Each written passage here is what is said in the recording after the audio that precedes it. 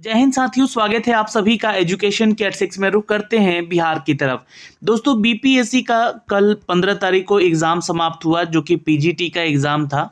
तो सबसे पहले तो मैं अतुल प्रसाद सर को और बीपीएससी चेयरपर्सन को यहाँ पर जो है उनको कहना चाहूँगा कि जो आप लोगों ने बुकलेट दिया है, उस बुकलेट में प्रोविजनल आंसर की भी आया है साथ साथ। तो यहाँ पर जो ज्योग्राफी का पेपर है आपका, है ना, जो ज्योग्राफी का पेपर है, इस बुकलेट का जो आंसर की दिया गया है उसमें जो सब्जेक्ट वाला यानी कि क्वेश्चन नंबर 71 से लेकर 150 तक का जो क्वेश्चन का आंसर है, वो प्रोविजनल आंसर जो है वहां से गायब है। मैं यहाँ से आपको डाउनलोड करके भी दिखला देना चाहता हूँ और एक एक करके और भी वीडियो में बात करेंगे। इन सभी पेपर के कट ऑफ के ऊपर भी हम लोग चर्चा करेंगे। तो ये आप लोग देखिए। तो सबसे पहले तो ये देखिएगा, ज्योग्राफी लैंग्वेज जो पेपर है आपका, है ना, विषय है जो आपका, उसका आंसर की दिया गया है ये। लेकिन जैसे ही क्वेश्चन नंबर 70 के बाद 71 से भी आते हैं तो यहाँ से आंसर की ही इनका गायब है। तो आयोग से हो सकता है कि मिसप्रिंट हुआ हो यहाँ पे। तो मैं रिक्वेस्ट करूंगा इस वीडियो के माध्यम से कि सर बीपीएससी चेयरपर्सन से भी कि सर जो ज्योग्राफी का एग्ज़ाम हुआ है पीजीटी का, उनका यहाँ पर आंसर की दे दिया जाए। क्योंकि क्वेश्चन अगर देखा जाए तो क्वेश्चन के लेवल की बात की जाए तो शायद ही ये क्वेश्चन के आंसर जो है छात्र अपने से खोज पाए कहीं से। तो आप आंसर की यहाँ पे प्रोवाइड करवाइए और जो भी आंसर की है यहाँ पर दे दिया जाए। ये 150 क्वेश्चन में से 71 से लेकर 150 क्वेश्चन जो है गायब है यहाँ पे आंसर उसके, तो इसको प्रोवाइड करवाने का प्रयास करें। तो ये गड़बड़ हुई है यहाँ पर आयोग से, इस गड़बड़ को यहाँ पे सुधारा जाए। और जो भी छात्र यहाँ पे बीपीएससी का कल 15 तारीख का एग्जाम दिए हैं, है ना, तो ये ध्यान रखिएगा, पीजीटी का जितना भी एग्जाम हुआ है उन सबसे मैं कहना चाहूँगा कि आप लोग भी अपना अपना विषय का आंसर की चेक कीजिए भाई। हो सकता है कि किसी और का भी सब्जेक्ट का यहाँ पर आंसर की गायब है, तो कमेंट सेक्शन में कमेंट कीजिएगा, मैं उसको भी टैग कर दूंगा इस वीडियो के डिस्क्रिप्शन में कि इसका भी आंसर की जो है यहाँ पे दिया जाए। तो आप लोगों से रिक्वेस्ट है कि आंसर कमेंट सेक्शन में कमेंट कीजिएगा कि आपके कौन से पेपर का जो है आंसर की यहाँ से गायब है। इस वीडियो के माध्यम से जो है एक छोटी सी मांग और करना चाहेंगे बीपीएससी से यहाँ पर, क्योंकि देखिए बीपीएससी पिछली बार टीआरई 1 जो हुआ है एग्जामिनेशन, उसमें एक चीज़ देखा गया कि जो भी कैंडिडेट होते हैं वो हर एक क्लास के लिए आवेदन करते हैं, चाहे वो 1 से 5 के लिए योग्य हैं या 6 से 8 के लिए हैं या 9 से 10 के लिए हैं या 11 से 12 के लिए हैं। तो बीपीएससी टीआरई 1 में देखा गया कि ये तीनों पेपर के लिए वो आवेदन थे। इनका जो है अगर एग्ज़ाम निकलता है यहाँ पे, है ना, तीनों सेक्शन में अगर एग्ज़ाम निकलता है यानी कि ये 3 एग्ज़ाम के लिए क्लियर कर लेते हैं परीक्षा। लेकिन ज्वाइन तो कहीं ना कहीं एक ही जगह जाके वो करते हैं, चाहे वो लास्टली 11-12 में करे जहाँ पे उनका सेक्शन सबसे अच्छा सैलरी स्केल देता है।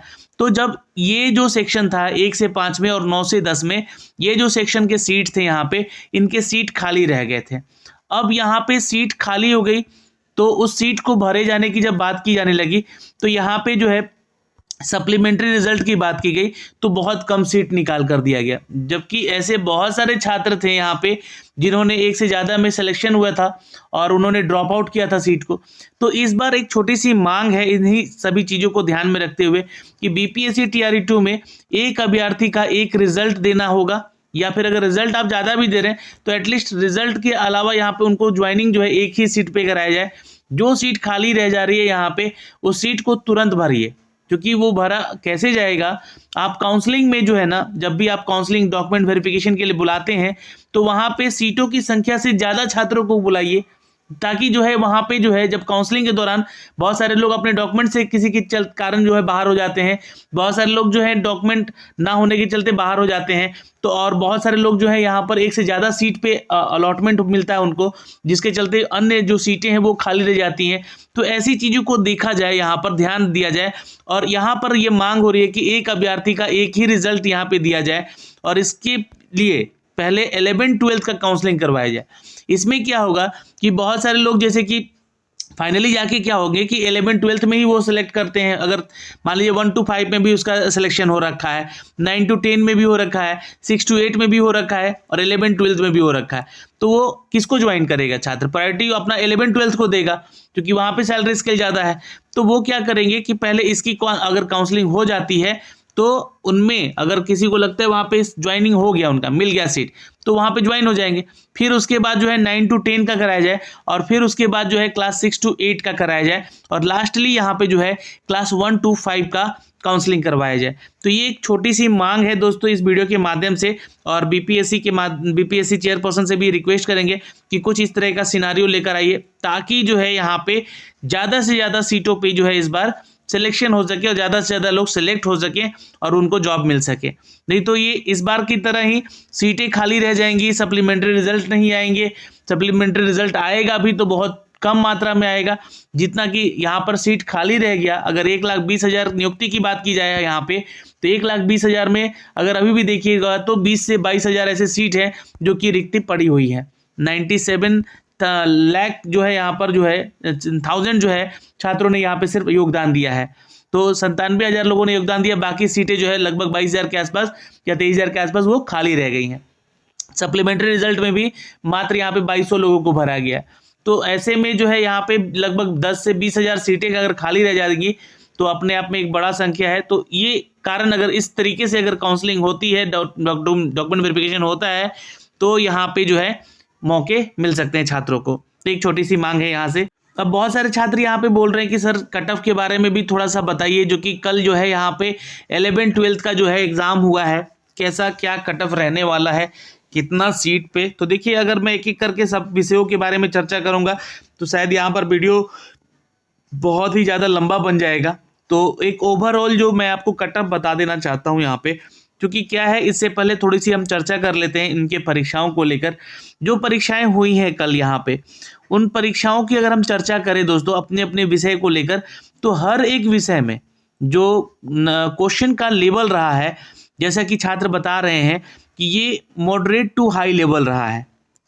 पर मेरे अनुसार अगर मैं उन विषयों को जो समझता हूँ या जानता हूँ या पढ़ा हूँ उन विषयों को, तो उस विषय में जाकर देखा तो ये मॉडरेट टू हाई ही नहीं, ये हाई लेवल का जो क्वेश्चन सेट किया गया है। बहुत सारे लोगों का कहना है यहाँ पर कि ये जो क्वेश्चन पेपर सेट किए गए हैं या तो यूपीएससी के छात्र इनको देंगे, या तो यहाँ पे जो भी छात्र जो हैं जो कैटेगरी में मतलब जो भी छात्र यहाँ पे अपने अपने सब्जेक्ट में एग्ज़ाम दे रहे हैं, वो या तो जीआरई दे रहे हैं एग्ज़ाम, या तो जीआरएफ का दे रहे हैं, या नेट का एग्ज़ाम दे रहे हैं, या कुछ इस तरह से प्रोफेसर्स के एग्ज़ाम होते हैं जहाँ पे इस तरह के क्वेश्चन देखने को मिलते हैं जो कि आपके यूपीएससी लेवल का होता है। तो देखिए मैं आपको एक बात कहना चाहूँगा, क्योंकि आप पढ़ाने जाओगे 11th और 12th की कक्षाओं के विद्यार्थियों को, अब आपके पास जो नॉलेज होना चाहिए वो तो ऐसा नहीं होना चाहिए ना कि सिंपल सा क्वेश्चन आता है, सिंपल सा आंसर होता है। वहाँ पे आपको लिखने का होता है, वहाँ पे आपको प्रैक्टिकल्स होते हैं, वहाँ पे आपको थ्योरीज होती हैं लंबी लंबी। आप अगर अपने अपने विषय में देखिएगा, चाहे साइंस में देखिए, चाहे आप जो है सोशल साइंस में देखिए, तो थ्योरीज लिखनी पड़ती हैं, प्रैक्टिकल्स होते हैं साइंस वाले सेक्शन से। तो आपको एटलीस्ट उस लेवल का तो नॉलेज होना चाहिए। तो यहाँ पे अगर देखा जाए तो ये गलत नहीं है कि ये पेपर हार्ड किया गया। पेपर हार्ड है, इसका एक बेनिफिट और है कि हो सकता है कि पेपर हार्ड है तो कट ऑफ भी यहाँ पर थोड़ा सा डाउन करके आए। कितना कट ऑफ जाएगा वो तो मैं आपको बताऊंगा, लेकिन अगर मान लीजिए कि पेपर इजी आसान पूछ लिया जाता तो ये इसमें निगेटिव मार्किंग भी नहीं है पहली चीज तो यहाँ से प्रेडिक्शन करना और मुश्किल हो जाता है कि कट ऑफ जो है 80 जाएगा, 85 जाएगा, 100 जाएगा, ये आप प्रेडिक्ट नहीं कर पाएंगे। लेकिन जब पेपर कठिन होता है तो सभी छात्र, चूंकि देखिए बहुत सारे छात्र से हमारी बात भी हो रही है, तो उनका कहना है यहाँ पर कि सर जो कट ऑफ का सिनारियो है यहाँ पर 11th-12th का, वो अगर देखा जाए जो बता रहे छात्र यहाँ पे कि कितना करके आए हैं, तो कैटेगरी वाइज में अगर बात करूँ ओवरऑल सभी सब्जेक्ट का, क्योंकि सब सब्जेक्ट का पेपर जो है ना यहाँ पे मॉडरेट टू हाई लेवल रहा है और सबसे ज़्यादा हाई लेवल रहा है। ठीक है, हाई क्यों रहा है? क्योंकि देखिए बहुत सारे ऐसे पेपर है, जैसे कि मान लीजिए कि केमिस्ट्री का पेपर था थोड़ा, और जो आपका साइंस वाले कुछ पेपर थे है ना, जहाँ पे क्वेश्चन मॉडरेट बताए गए, लेकिन वो आसान नहीं थे वो मॉडरेट लेकिन आसान नहीं थे, था सभी का सभी हाई लेवल का ही पेपर यहाँ पे जो कि दिया गया है। तो अब मान लीजिए कि सर अगर हाई लेवल का है तो सभी छात्रों से जो हमारी बात हो पाई है उस पर अगर मैं कट ऑफ यहाँ पे बात करूँ, उस पर अगर कट ऑफ निकालने की चर्चा करूँ, तो यहाँ पे देखिएगा मैंने एक सिनारियो लिख रखा है आप लोग के लिए। जनरल कैटेगरी में अगर आप देखें तो अप्रॉक्स जो है अप्रोक्स की बात कर रहा हूं मैं यहाँ पे, 60 जो है कट ऑफ जा सकता है आपका। कितना? 60 कट ऑफ जा सकता है। अगर आप फीमेल कैटेगरी में आते हैं तो वही 52 +- 2 रख लीजिएगा, है ना। ये ध्यान रख लीजिएगा यहाँ पे कितना, तो 52 +- 2 जो है आपका कट ऑफ जा सकता है जनरल फीमेल की अगर हम बात करें तो। फिर अगर ओबीसी में आते हैं तो लगभग 55 से +- 2 करके आप लोग कट ऑफ अपना रख लीजिएगा। इस कट ऑफ के अनुसार जो है आप चाहे देखिए बात करेंगे ज्योग्राफी का या पॉलिटी का या इकोनॉमी का या फिर आप जो है हिस्ट्री का, या फिर आप साइंस में आते हैं तो आप बायोलॉजी से हैं या मैथ से हैं, या फिर अगर आप जो है केमिस्ट्री से हैं या फिर किसी अन्य विषय से, या फिर कंप्यूटर साइंस का ही मैंने पेपर देखा था तो थोड़ा सा मॉडरेट था वहाँ पेपर, है ना। कंप्यूटर साइंस के भी पेपर मॉडरेट थे। बंगाली का पेपर जो कि भाषा वाले जितने पेपर थे वो मॉडरेट लेवल का था, हाई लेवल का था। तो ऐसे में देखा गया तो उन सबसे जो तथ्य निकल कर आ रहे हैं, जो बातें करके जो चीज़ें निकल कर आ रही है कट ऑफ को लेकर, तो ये कट ऑफ यहाँ पे दिखता हुआ नजर आ रहा है, जहाँ पे आपका ओबीसी का 55 +- 2 आप लोग रख सकते हैं, या 57 भी हो सकता है, 56 भी हो सकता है, लेकिन इसी के इर्द गिर्द रहेगा। वहीं पे महिलाओं की बात करें तो 48 +2 जो है आपका कट ऑफ रह सकता है ओबीसी का। ईडब्ल्यूएस में जाएंगे आप या फिर ईबीसी की बात करेंगे तो इनका जो है कट ऑफ लमसम सेम रहता है। तो मैंने यहाँ पे इनको जो है लगभग 48 +- 2 करके इसके सिनारियो को रखा है ईडब्ल्यूएस और ईबीसी के छात्रों के लिए। और फीमेल में अगर आप जाएंगे यहाँ पे तो यही सिनारियो जो है मान के चलेंगे कि 45 का रहेगा, है ना। ये 45 नंबर का जो कि ईडब्ल्यूएस और ईबीसी ये दोनों का लगभग सेम रहता है यहाँ पे कट ऑफ। तो ये मान के चलिए कि 45 आ सकता है यहाँ पे, तो आप क्वालिफाई हैं या सेफ स्कोर में हैं। SC ST की बात करते हैं दोस्तों यहाँ पे, तो जो भी छात्र यहाँ पे मेल में है वो 47 अगर लेकर आए हैं या +- 2 पर रख लीजिएगा।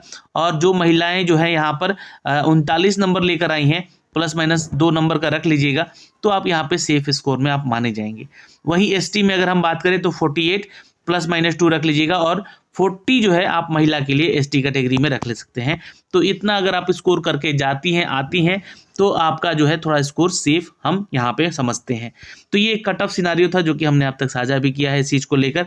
तो प्लीज़ इस पे आप लोग भी अपना जो है राय दीजिएगा कि कितना उत्तर आप लोगों ने सही किया है ना, इन 150 प्रश्नों में पीजीटी में। और अपना सब्जेक्ट भी जरूर लिखिएगा वो कमेंट सेक्शन में, ताकि और भी क्लियर होके एक और वीडियो हम लेकर आएँ जहाँ पे कट ऑफ को सिनारियो को हम लोग समझा सके चीज़ों को और भी बेहतर।